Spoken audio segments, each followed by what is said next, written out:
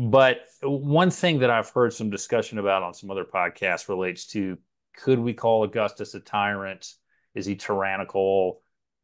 I'm just curious if you have a take on that, and if so, what it is. Because I feel like we're taking, well, I mean, that term was used back then, but it's hard for me to class him necessarily as a tyrant because he seemed more like the evolution of Roman.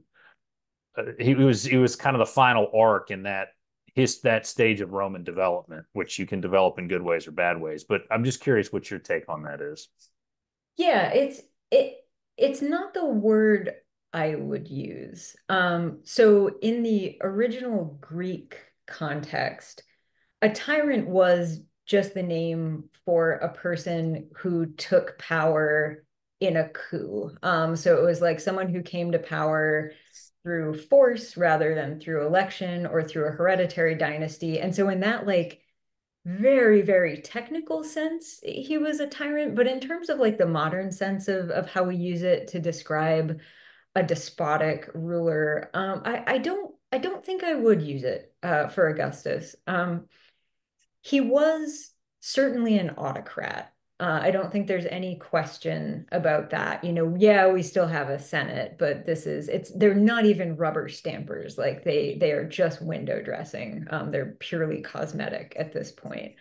Um, but once he comes to power, he doesn't purge his enemies. He doesn't use the military against Roman citizens. And like these are the things I think of when we're talking about like a tyrant in the modern sense.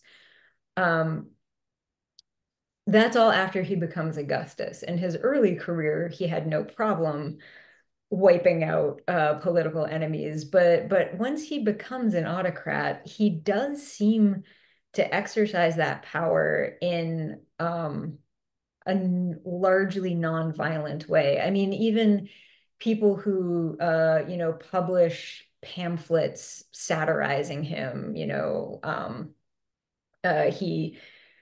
hears about people making fun of him and like street theater and things like that. And the biographers tell us he didn't like it, but he doesn't punish these people. So tyrant isn't the word that I would pick for him, but I can kind of understand why someone might describe him that way.